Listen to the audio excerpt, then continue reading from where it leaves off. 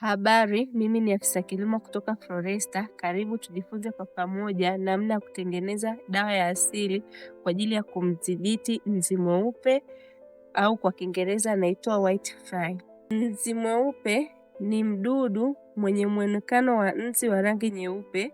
Anashambulia mimea kwa kunyonya maji matamu yaliyopo kwenye mmea, kupelekea mmea kubadilika rangi kuwa rangi ya njano, majani kujikunja na hata kukauka.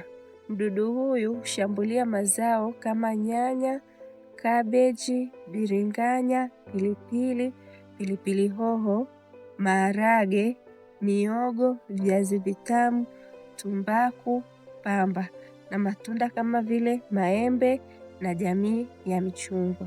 Ili kutengeneza dawa hii unatakiwa kuwa na vitu vifuatavyo: vinegar unga wa ngano kilo 1, maziwa mililita 200, kijiko, kifaa kwa ajili ya kukorogea pamoja na maji lita 25.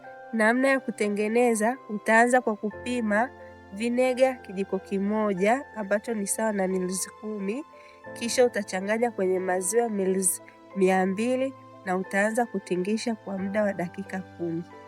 Kisha utachukua unga wa ngano kilo 1 na utaweka kwenye maji lita 25, kisha utakoroga mpaka kuhakikisha mabonge yanaisha.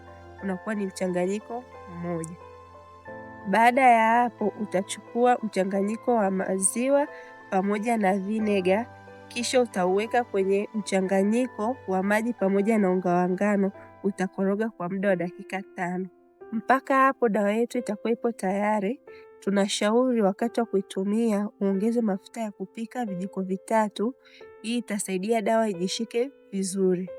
Wakati wa kutumia dawa hii hautaongeza maji, utaitumia kama ilivyo. Dawa hii inatakiwa kutumika ndani ya masaa 24 baada ya kutengenezwa. Baada ya masaa 24 dawa yetu itakuwa haina nguvu ya kuwadhibiti wadudu.